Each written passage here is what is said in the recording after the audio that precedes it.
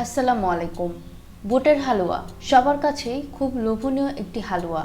খেতে অনেক মজা এবং বানানো খুব সহজ।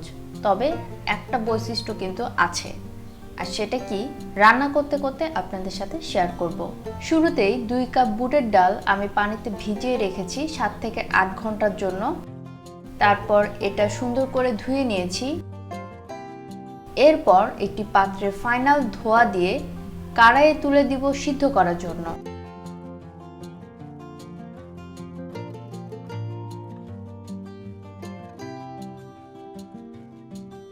এরপর 2টি দারচিনি ভেঙে দিচ্ছি, সাথে দিচ্ছি 2টি এলাচ, 3-4টি তেজপাতা। এরপর পানি দিয়ে ভালো করে সিদ্ধ করে নিব 10 মিনিটের মতো।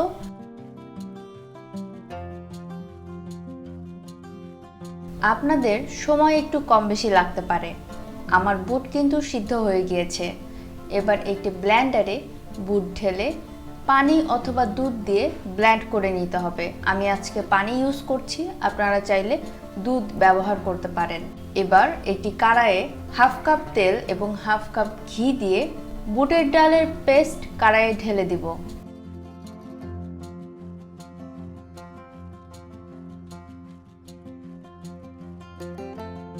আর হ্যাঁ, আমি একটি বৈশিষ্ট্যর কথা বলেছিলাম। বুটের ডালের একটাই বৈশিষ্ট্য, আর সেটা হচ্ছে অনবরত বুটের ডাল নাড়তে থাকতে হবে।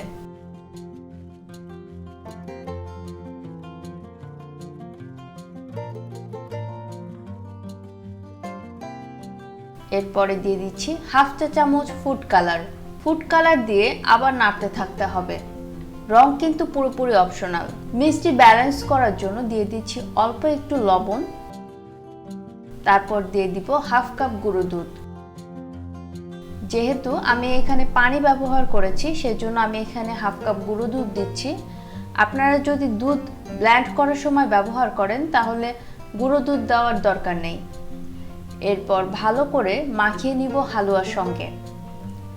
সবশেষে দিয়ে দিলাম চিনি।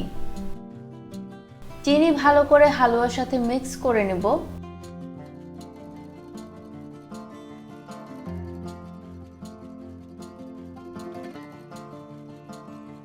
কিছু সময় পর হালুয়া প্যান থেকে ছেড়ে ছেড়ে উঠে আসবে, আর এর মানে হলো হালুয়া কিন্তু রেডি।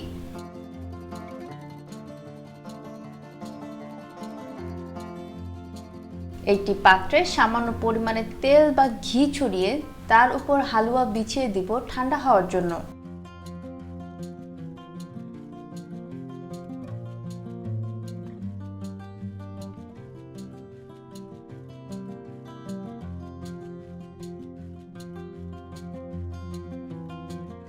ঠান্ডা হয়ে গেলে পছন্দ মতো শেপে কেটে নিব। আমি স্কোয়ার শেপে কেটে নিচ্ছি। আপনি চাইলে বরফি স্টাইলেও কাটতে পারেন, সেটা দেখতেও অনেক সুন্দর লাগে।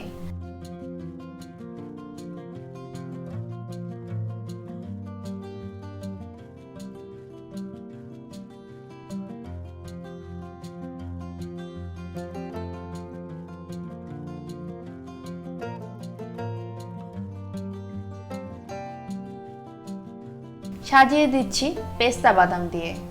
সামনে আসছে রমজান মাস, আর রমজান মাসে একটি ইফতার আইটেম হিসেবে আপনি রাখতে পারেন এই বুটের হালুয়া।